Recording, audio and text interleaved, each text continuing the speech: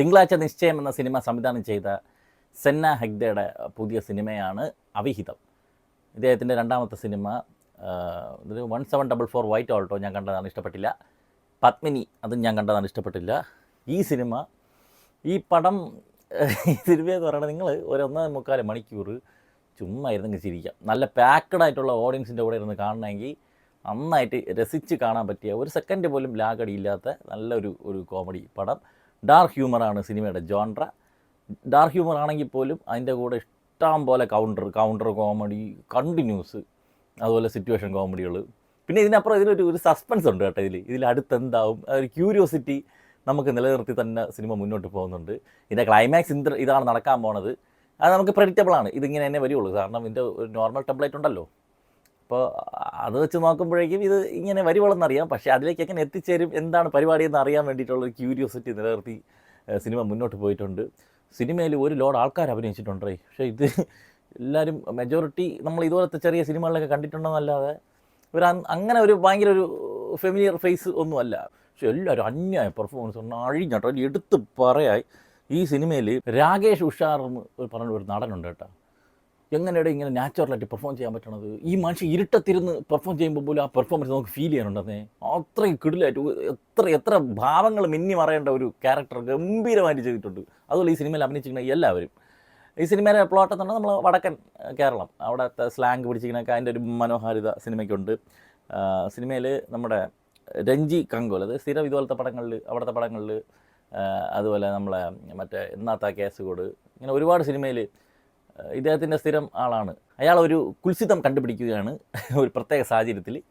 ആ അവിഹിതത്തിൻ്റെ ചുവട് പിടിച്ച് ആ അവിഹിതം കണ്ടുപിടിക്കുന്നതിന് ഉറപ്പിക്കാൻ വേണ്ടി നമ്മുടെ ഉണ്ണിരാജ അഖിലേഷ് ഏട്ടനും വരുന്നു. പിന്നെ ഇവരുടെ കോംബോ കുറേ നേരിട്ട് ഓടിച്ചിട്ടുണ്ട് കേട്ടോ. ഈ അവിഹിതം ഇതിൻ്റെ ചുറ്റിക്കളി പരിപാടി, ഇതിൻ്റെ ചുരുളുകൾ നിവർത്തി വരണമെന്നുള്ള ഒരു മിഷൻ അവർ ഏറ്റെടുക്കുകയാണ്.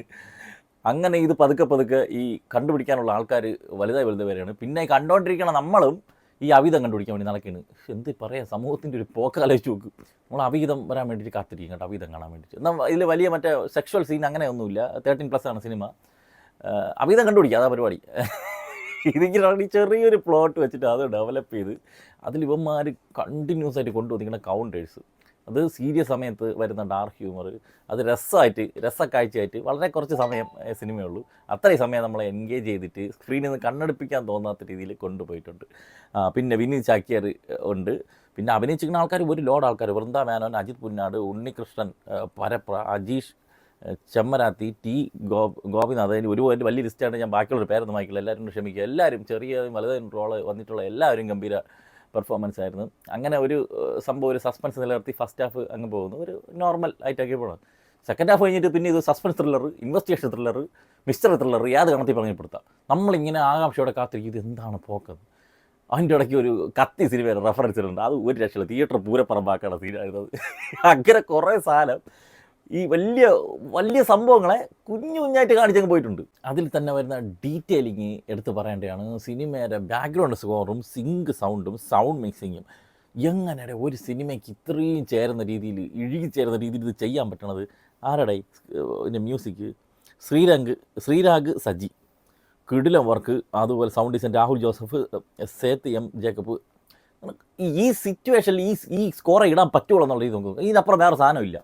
അത്രയ്ക്ക് ഭയങ്കരമായിട്ട് കെട്ടുറപ്പോടെ ശ്രദ്ധിച്ച് ചെയ്തിരിക്കുന്ന ടെക്നിക്കൽ ഡിപ്പാർട്ട്മെൻറ്റ്, സിനിമാറ്റോഗ്രഫി, നൈറ്റ് ഷോട്ട്സാണ് കൂടുതൽ രാത്രിയാണ് ഈ പരിപാടി സിനിമ നടക്കുന്നത്.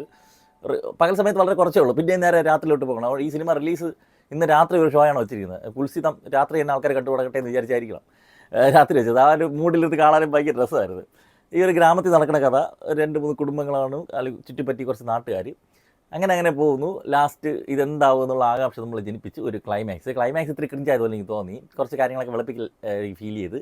അത് ഇങ്ങനെ ആയിരിക്കും നമുക്ക് അറിയാമായിരിക്കുമല്ലോ. അവിടെ കുറച്ച് പരിപാടികൾ ഇത്തിരി നാടകീയമായിട്ട് എനിക്ക് ഫീൽ ചെയ്തത്. പിന്നെ ടൈലൻറ്റ് പക്ഷേ കിടുമായിരുന്നു. ഒരു അപ്പൂപ്പനുണ്ട്, തെക്കുറിശി സുകുമാരൻ നായരെ പോലെ ഇരിക്കും. അങ്ങേരെ പെർഫോമൻസ് ഇപ്പോൾ ഒരുപാട് ആൾക്കാരുടെ കണക്ഷൻസ് ഇതിനകത്ത് കാണിക്കുന്നുണ്ട്. അത് അവരുടെ ക്യാരക്ടർ വളരെ കുറച്ച് സമയം കൊണ്ട് അത് നമുക്ക് എസ്റ്റാബ്ലിഷ് തരിക. അത് പിന്നീട് എങ്ങനെ ഈ സിനിമയെ ബാധിക്കുന്നു. ഒരു പട്ടിയുണ്ട്. ഇങ്ങനെ പടത്തിൽ വരുന്നതും പോകുന്ന എല്ലാ കാര്യങ്ങളെയും കൃത്യമായിട്ട് യൂസ്ഡ് ആക്കിയിട്ടുള്ള ഒരു അടിപൊളി സിനിമ. എഴുതിയിരിക്കുന്നത് അംബരീഷ് കലത്തേറ, സെന്ന ഹെഗ്ഡെ, ഇവർ രണ്ടുപേരും കൂടിയാണ് എഴുതിയിരിക്കുന്നത്. Cinematographer Sreeraj Raveendran, Ramesh Mathews, editor Sanath Sivaraj. Editing നല്ല കിടില എഡിറ്റിംഗ് ആയിട്ടുണ്ട്, അതും എടുത്ത് പറയണം. അങ്ങനെ ആ സിനിമയ്ക്ക് ആവശ്യമുള്ള സാധനങ്ങളെല്ലാം കൊടുത്തിട്ടുണ്ട്. സിങ്ക് സൗണ്ട്സ് ഉണ്ട്, അതിൻ്റെ ഒരു ബ്യൂട്ടി ഈ സിനിമയിൽ കാണാനുണ്ട്. ടോട്ടലി ഒരു പുതുമയുള്ള ഒരു സാധനമാണ്, നമ്മൾ അങ്ങനെ കണ്ടിട്ടില്ല ഇത്. ഈ ഒരു പ്ലോട്ട് വെച്ചിട്ട് ഇതിനെ ഈ രീതിയിൽ കൊണ്ടുപോകാന്നുള്ളവർ ചിന്തിച്ചെടുത്ത ഒരു സംഭവം അടിപൊളിയായിരുന്നു. ഒന്ന് എടുത്ത് പറയുന്നത്, ഒരു സീരിയൽ തുടങ്ങുമ്പോൾ തീരുമ്പോഴുള്ള ഒരു മ്യൂസിക് ഉണ്ട്. ആ മ്യൂസിക് ഏതാണ് നമ്മൾ നേരെ കേൾക്കാറോ പോലുമില്ല, എന്താ ഒരു മ്യൂസിക്. പക്ഷേ ആ മ്യൂസിക് വരുമ്പോൾ തന്നെ അവിടെ ഒരു ഇൻറ്റൻസിറ്റി വരുന്നുണ്ട്. അത് പ്ലേസ് ചെയ്തിരിക്കുന്നത്, അത് എക്സിക്യൂട്ട് ചെയ്തിരിക്കുന്നത് എല്ലാം അടിപൊളിയാണ്. അപ്പോൾ ആദ്യത്തെ പടത്തിന് ശേഷം മറ്റൊരു മികച്ച ഒരു സിനിമയായിട്ട് സെന്ന ഹെഗ്ഡെ തിരിച്ച് വന്നിരിക്കുക. നിങ്ങൾ ഫാമിലിയായിട്ട് പോയിരുന്ന തിയേറ്ററിൽ കാണാം, ചുമ്മാ ചിരിക്കാം. നല്ല പാക്ഡ് ആയിട്ടുള്ള ഓഡിയൻസ് ആണെങ്കിൽ നിങ്ങൾക്ക് കുറച്ചുകൂടി നന്നായിട്ട് ഇത് ആസ്വദിക്കാൻ സാധിക്കും.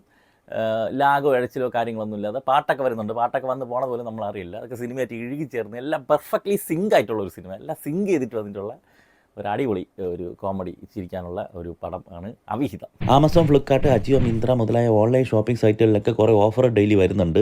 അപ്പോൾ നിങ്ങൾ അറിയാതെ പോകുന്ന അത്തരം ഓഫറുകളൊക്കെ നമ്മുടെ വാട്സാപ്പ് ചാനലിൽ റെഗുലർലി അപ്ഡേറ്റ് ചെയ്യാറുണ്ട്. അപ്പോൾ താല്പര്യമുള്ളവർ നമ്മളെ വാട്സാപ്പ് ചാനൽ ഒന്ന് ഫോളോ ചെയ്തോളി. ലിങ്ക് ഫസ്റ്റ് കമൻറ്റിൽ പിൻ ചെയ്ത് വെച്ചിട്ടുണ്ട്. എന്തരാ വരട്ടെ.